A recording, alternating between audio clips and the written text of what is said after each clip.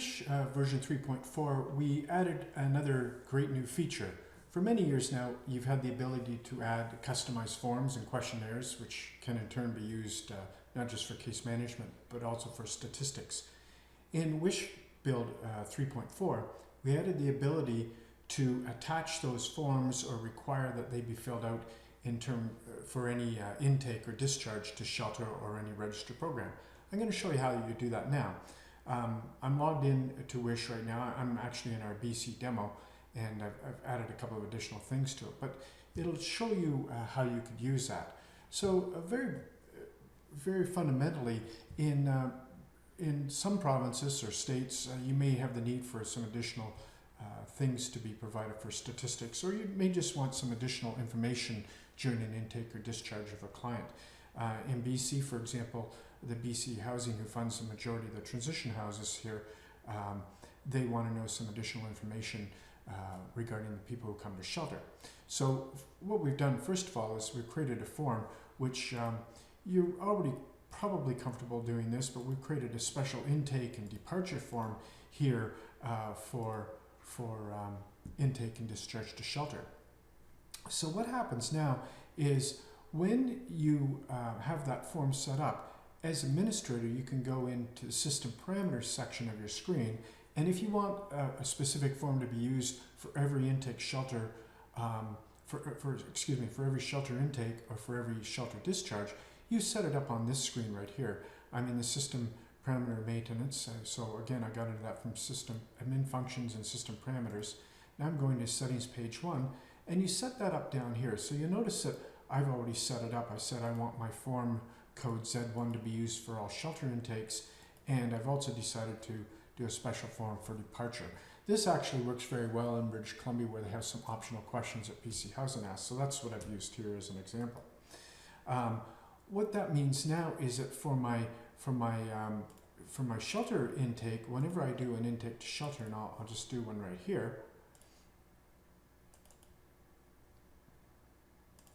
I'll just find somebody who's not currently in shelter. So I'll find this person right here, and if I go to do her intake to shelter here, I'm going to create a new stay. I'm going to take her in to the transition house or the shelter, who referred her.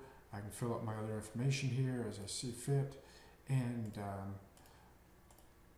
now in this case, because I've indicated that there's a mandatory intake form, you might notice that this button here is available for me, and it's illuminated with the button of the caution, which means I have to fill it out. Basically now, if I don't fill that out, or have forgotten to do it, or didn't have a chance to do it right there, it shows up in my dashboard over here. You might notice here in the green forms.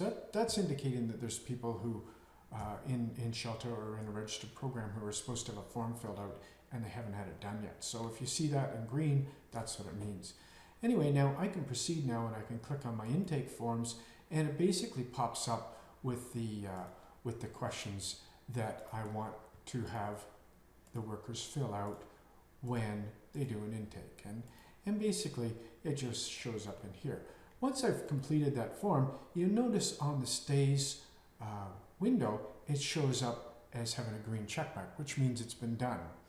Also, if you go to the forms tab on the client's workbook here, you'll notice that that form that we just filled out also shows up here, so I can go back and review it or print it or whatever. If I delete this form, if I decide to remove this form, it also updates this and shows again that I have to do an intake form for that. You should really do those intake forms within 7 days of their intake, preferably within the same day would be great. When I discharge a person, I may need to go here and fill out my discharge form. So for example, if I was going to discharge somebody right now, let me just discharge, Tamara here. Okay, you'll notice on Tamara, I've done her intake form. You can see it's disabled, so I can't get to it, but it's got the green check marks. But now if I'm going to discharge her today, I'll fill out my discharge information like I normally would, and now I can go and I can fill out my discharge form, which first of all, I guess I need to save that, and now I can fill out my discharge form here, and answer the questions as such.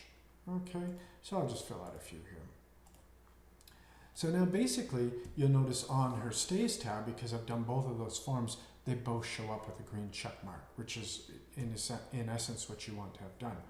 Now, while you can set this up for all your transition house or shelter stays to have a mandatory intake or discharge form, if you choose, you can also do the same thing for registered programs.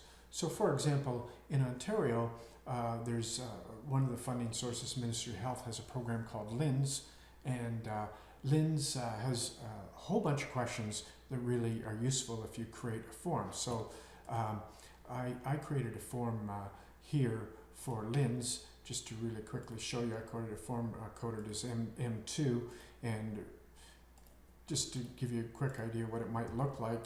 In this case, there's a series of questions. There's quite a few pages in this one because we have to answer a whole bunch of additional things for our funder on here. So to set this up for the LINS program, again, as administrator, I can go in and I can recognize that whenever I do an intake and or a discharge from any registered program, I can specify that there be an intake or discharge form for that. So here's my different programs, and here's my LINS program here.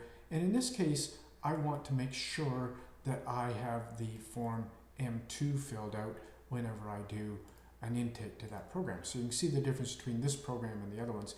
And I could also specify a discharge form, but just for the sake of brevity today, I won't bother doing that. What that means now is if I take a client into my LINS program, which requires that form, it shows up like this. So if I go to Register Programs, which is where you do those intakes, and I click on New, and I say, oh, they're in the LINS program, I'm going to start it today, I'm going to say she's referred by here, and I pick my worker and an exit code.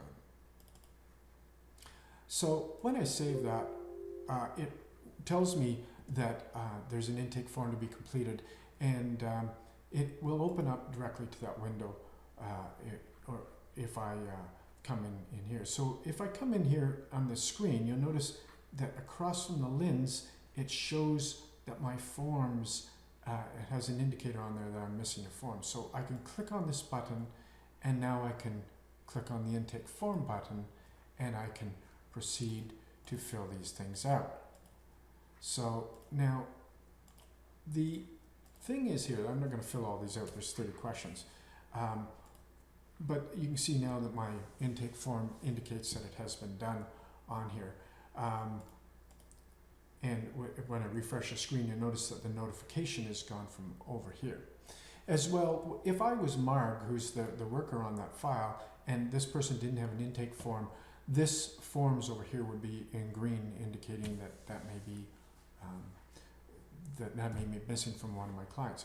What's really interesting about this scenario, specifically for the LINS program, when you use this on a registered program like this, it can be taught to recount in your stats for every month, which is actually quite useful for programs like LINS, where you have to report to them every 6 months. So rather than having to redo this form every 6 months, you can simply create this as a standard intake form, and then you set up your formula appropriately.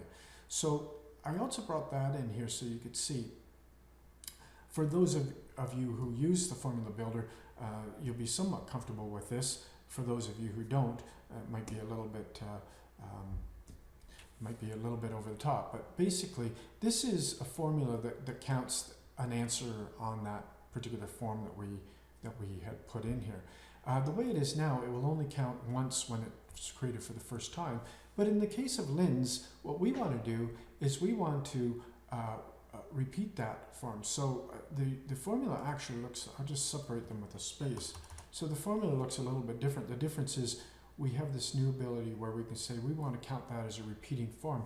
It will count it each month. So when you're reporting to LINS every 6 months, you can just take this statistic printed for that particular month, and it will give you exactly what you need, as opposed to this. So the formula building for that was actually quite simple. Basically, I went into time log codes, which is where all of our questionnaires come from, and I found that specific question, which happened to be this one right here, and I pick quantity count. In the past, you would always pick total, but in this case, there's a new option in WISH 3.4. You can pick form repeat, and if that's an answer that comes from a form, it will repeat that answer for each month that they're actually in the program, which is very, very useful for you for programs such as LINS. Anyway, that's the new feature that we have where you can set up forms, standard intake and discharge form for shelter and also for any registered program.